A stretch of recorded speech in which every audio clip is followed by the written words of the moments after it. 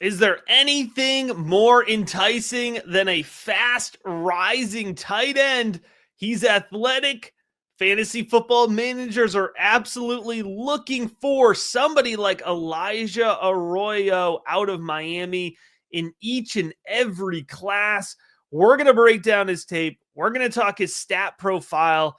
And John, we're going to consider if he's worth all of this hype. You know, I'm not sure if he's worth the hype. I've got to be honest, but he is definitely steaming hot right now, and people do want to know about this young man. And I'll say, Miami was tight end U before Penn State of the last 8 years. Look at some of these names who've been on my NFL fantasy teams from the U. Bubba Franks, Jimmy Graham, Greg Olson, Kellen Winslow Jr., and Jeremy Shockey. I mean, there was a time, Matt, when Miami was just pumping out the tight ends at the NFL level. Now John, I noticed you left Brevin Jordan off that list. I forgot Brevin Jordan. And then okay, let me refocus. So now we have another young man who's coming into the NFL in Arroyo. In high school, he was a 4-star recruit and the number 4 ranked tight end and number 21 player in the state of Texas. He played varsity for 2 seasons and he had over 1,200 receiving yards and 17 touchdowns.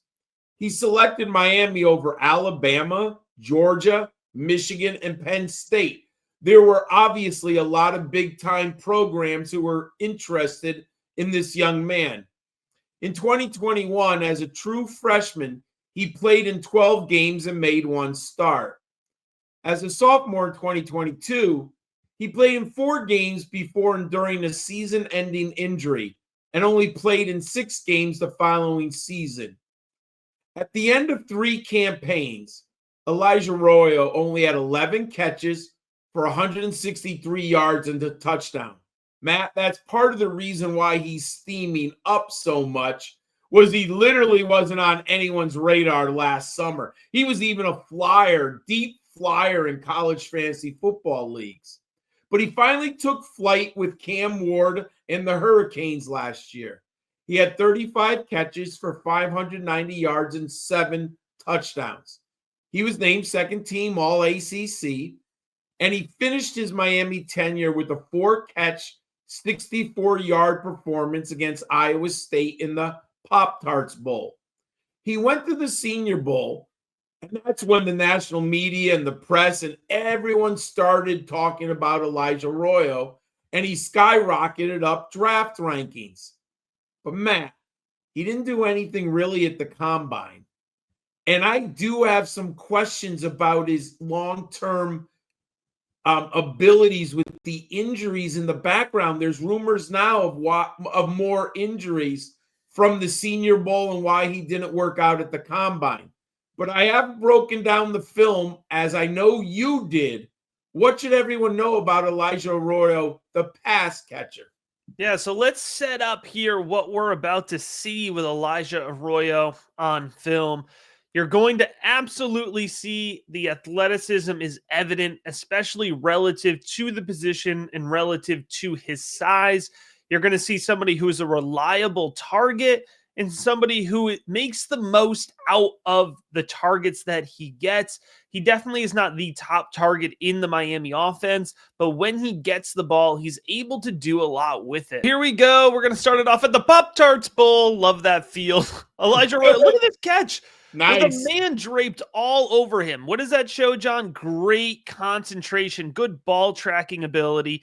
He finds the soft spot in the defense here against Syracuse. He catches the ball on that post, continues upfield to finish the play. He's able to shake off his defender with that touchdown wide open here. Look at that extension. That's a nice frame there. He's running an out route. That's not, just simple route to run, from a tight end there. He's dropping the stiff arm. Look at this. I mean, just the fact that he's getting a screenplay kind of shows you how Miami feels about his athleticism. He does get some targets near the line of scrimmage because they want to get the ball in his hands. And that's a really nice post route there. Look at the way that his quarterback felt confident leading him downfield. He's able to catch the ball, and you're going to see really consistent hands throughout his tape. He's a reliable target for Cam Ward. I like his route running ability. Now, his tree is basic. You know, you saw some outs, you saw some drags, and you saw some post routes there. So it's basic. He's not well developed, but again, you mentioned it, John. He wasn't really a focal point in this offense until this past season. He's a fluid athlete. He does have some shake after the catch. I'm sorry, I did not cut up his blocking. All right. I am not that much of a sicko, but I can tell you he's a physically willing blocker. He'll do a good job of sealing the edge at times, but he's not a finished product as a blocker. He needs to refine his handwork a little bit, and he needs to get a little bit better in pass protection in particular. So there is some learning curve. There is some development still for Elijah Arroyo to do. But, you know, you certainly can see why there's a lot of excitement around him. And I got to tell you, John, I'm just going to be honest. There's a lot of excitement around patreon.com/rookiebigboard. And I do understand why, because we've got those rookie rankings, Dynasty Devy rankings, all equivalent, directly comparable there. We have our Rookie Big Board Discord where you can get personalized advice, jump on Zoom, do a one-on-one 30-minute draft consultation call with me to go over your roster, help you win your rookie drafts. We've got the rookie guide coming out soon. 2025 seasonal projections for every single NFL player is live on the website now. We're literally covering you from a freshman in college all the way through every relevant dynasty player. It is a ridiculous amount of content available for just $5 a month. And you can go on now and save 15% off with that annual membership. If you're learning from these rookie profiles, I promise you, you are scratching the surface. So much more available over at patreon.com/rookiebigboard. Whether you're watching or whether you're listening, the link to join will be in the episode description. Now, this is very fascinating to me, John. You know, I'm very curious to see what you do with one really good season of Elijah Arroyo's stats, but not much really before that. No, and it's very hard to look in the model and say he's definitely going to be a success because the total numbers aren't there, and some of the underlying numbers aren't overly impressive either, Matt. There is clearly athleticism. I mean, if you watch the film and watch the tape and you watch the drills at the Senior Bowl, at 6'5" and 250, he's clearly athletic. Also, he ran at the combine in the 44.63. So you do see this kind of uber talented athlete. But when you look at the model, only 46 career receptions. I mean, that shows you how limited action he saw on the field. 16.4 yards per reception, Matt. That's pretty healthy there. I know he did a lot of drag routes and short routes, but he can get open deep down the seam. And I think that's illustrated by his athleticism. His catch percentage is propped up because he's playing with the first-round quarterback. First pick overall, Cam Ward. He had a 78% catch rate. But I do think he has good hands, right? I would not say he has bad hands. His team aerial dominator doesn't hit my benchmark. It's not bad at 13 for a tight end, but they did have other weapons in the Miami passing game. Matt, I'm lukewarm on him. The injuries to me are concerned. Can he actually play like 17 consecutive games at the NFL level? Could he do it for 3 years in a row?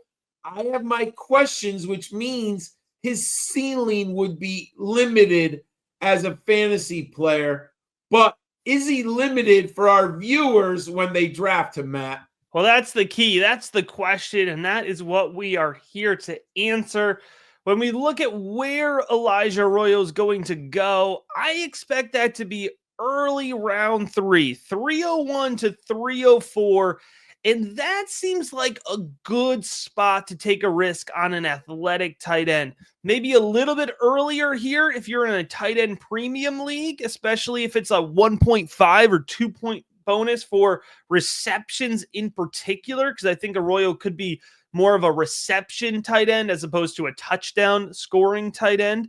I want some exposure to him at that level. He fits into my flex filler tier, which for the tight end position, think about a guy who's outside of the top 12, but has the ability on a weekly basis to score in the top 12.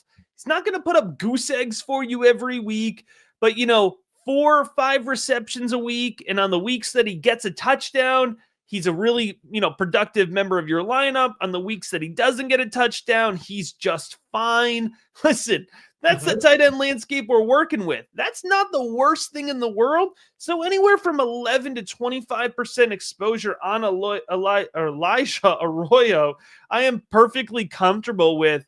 I do think he's going to go late day 2 of the NFL draft, so that draft capital is going to help push his ADP up. But just so many good choices in the late second round. I think he'll slide to round 3. In terms of his fantasy football value comparison, what's the type of player that I think he's going to resemble in terms of production for your fantasy football lineups? I think Chigakonkwo is a really good comparison.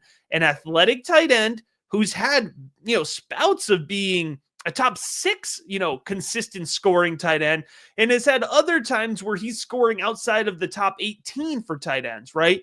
So it's going to be a matter of, the scheme, how often he gets targeted, and I think it's going to be a matter of the hot hand. Some games he's probably going to be the primary target. Other games for his offense, they're going to go elsewhere. But still, in the 3rd round, that's a good value to get. And there is no better return on investment in fantasy football rookie drafts than hitting on a young tight end, right? That value is going to skyrocket year over year. But I take that back, John. There is one better value when it comes to your rookie drafts, and that's patreon.com/rookiebigboard, because you're going to get access to those rookie rankings, the Discord, the draft guide, the one-on-one draft consultation calls, the 2025 seasonal projections, all for just $5 a month. Or you can save 15% off now with that annual membership. Class is going to be in session all draft season long with the FF Educator and the Gridiron Scholar. We're going to be back real soon with another rookie profile.